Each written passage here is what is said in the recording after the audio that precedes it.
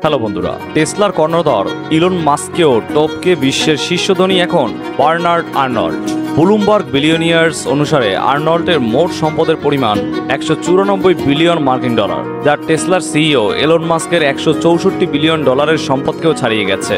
তবে সম্পদের মালিক হলেও অনেকটা আড়ালে থাকতে পছন্দ করেন আর্নল্ড। তাই Bill Gates, Jeff Bezos, Warren Buffett কিংবা এলন মাস্ককে এক নামে সবাই চেনেন যেভাবে, আর্নল্ডকে সেভাবে হয়তো অনেকেই চেনেন না। তা সত্ত্বেও এবারের ধনীদের তালিকায় নিজের প্রথম স্থানটি নিশ্চিত করেছেন তিনি। বন্ধুরা, আজ স্টোরি বক্সের আয়োজনে থাকছে বার্নার্ড আর্নল্ডের জীবনী সম্পর্কে নানান জানা অজানা তথ্য, তাই ভিডিওটি না টেনে সম্পূর্ণ দেখার অনুরোধ রইল। 1949 সালে ফ্রান্সের রুবিক্সে জন্মগ্রহণ করেন বার্নার্ড আর্নল্ড। ইলন মাস্কের মতো তিনিও ধনী পরিবারেরই সন্তান ছিলেন, তাই ধনকুবের হয়ে শীর্ষ ধনীর স্থানটি দখল করতে তার তেমন একটা কাঠখড় পোড়াতে হয়নি। তার পুরো নাম বার্নার্ড জিন ইতিয়েন আর্নল্ড। বার্নার্ডের মা ছিলেন ব্যবসায়ী পরিবারের কন্যা। বার্নার্ডের বাবা এই ব্যবসায়ী পেয়েছিলেন বিবাহসূত্রে যৌতুক হিসেবে। ফ্রেড সেভিনেল নামে একটি ইঞ্জিনিয়ারিং সংস্থাই ছিল বার্নার্ডের পরিবারের। বার্নার্ড আর্নল্ড প্যারিসের ইকোলো পলিটেকনিক থেকে ইঞ্জিনিয়ারিং এর স্নাতক ডিগ্রি অর্জনের পর 1971 সালে তিনি তার বাবার নির্মাণ সংস্থা ফ্রেড সেভিনেলের নিয়ন্ত্রণ হাতে নেন। ব্যবসায়ী হিসেবে বার্নার্ডের দক্ষতার প্রমাণ পাওয়া যায় ব্যবসায় পা রাখার কয়েক বছরের মধ্যেই। 8 বছর পর তিনি কোম্পানির নাম পরিবর্তন করে ফেরিনেল ইনকর্পোরেটেড করে নেন এবং পারিবারিক ইঞ্জিনিয়ারিং ব্যবসাকে রিয়েল এস্টেটের ব্যবসায় বদলে দেন তিনি। তারপর আচমকাই কিনে নেন প্যারিসের একটি বিলাসবহুল দ্রব্যের ব্র্যান্ড।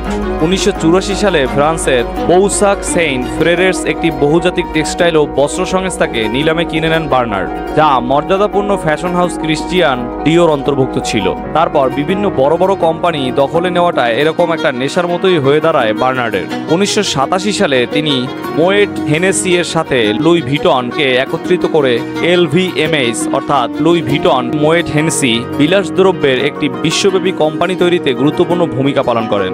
বর্তমানে বার্নার্ড লুই ভিটন সংস্থার প্রধান। কৌশলগত অধিগ্রহণ এবং বিনিয়োগের একটি সিরিজের মাধ্যমে আর্নল্ড ফ্যাশন, গয়না, ঘড়ি ও ওয়াইন সহ বিভিন্ন সেক্টরে উল্লেখযোগ্য বৃদ্ধি এবং সম্প্রসারণের তত্ত্বাবধানে LVMH-কে বিলাসবহুল শিল্পের একটি প্রধান কোম্পানিতে পরিণত করেছেন বার্নার্ড আর্নল্ড।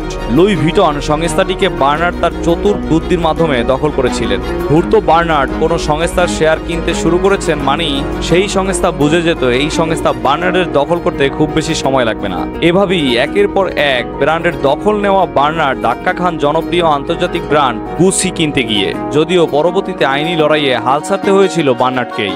বর্তমানে আন্তর্জাতিক মানের বিলাসবহুল ফ্যাশন দ্রব্য সবচেয়ে বড় ব্র্যান্ড মোয়েট হেনেসি লুইস ভিটন এর চেয়ারম্যান এবং সিইও বার্নার্ড আর্নল্ড। শৌখিন মহলে এই সংস্থার জনপ্রিয়তার শীর্ষস্থান দখল করে আছে। তাদের তৈরি সামগ্রীগুলো হলো চামড়ার ব্যাগ, পোশাক আশাক, ঘড়ি, অলংকার, গহনা, রূপটান সামগ্রী, সানগ্লাস এবং পারফিউম প্রস্তুত করে এই ব্র্যান্ড।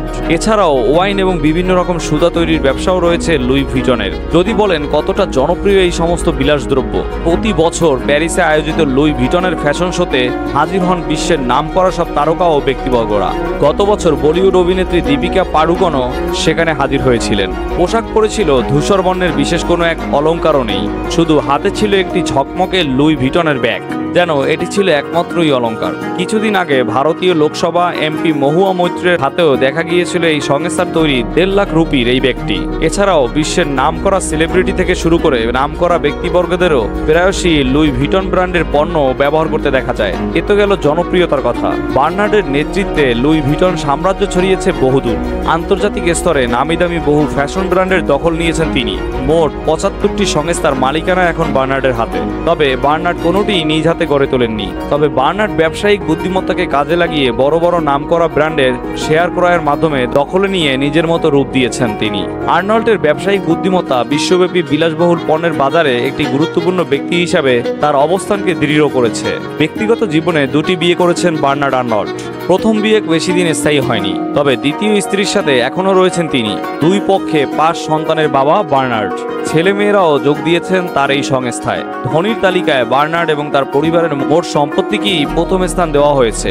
বার্নার্ড এবং তার পরিবারের বর্তমান মোট সম্পত্তির পরিমাণ 22,240 কোটি মার্কিন ডলার। 2021 সালের প্রথম দিকে তিনি বিশ্বের শীর্ষ 10 ধনীর তালিকায় আসেন এবং বর্তমান 2024 সালে ফোর্বসের তথ্য মোতাবেক বিশ্বের 1 নম্বর ধনীর স্থান দখল করে আছেন তিনি। প্রিয় বন্ধুরা, বর্তমান বিশ্বের শীর্ষ ধনী বার্নার্ড আর্নল্টের জীবনীটি আপনাদের কেমন লেগেছে তা অবশ্যই আমাদেরকে কমেন্টের মাধ্যমে জানাবেন। এরকম অনুপ্রেরণামূলক ভিডিও পেতে স্টোরিবক্স চ্যানেলটিকে এখনই সাবস্ক্রাইব করে আমাদের পাশেই থাকুন।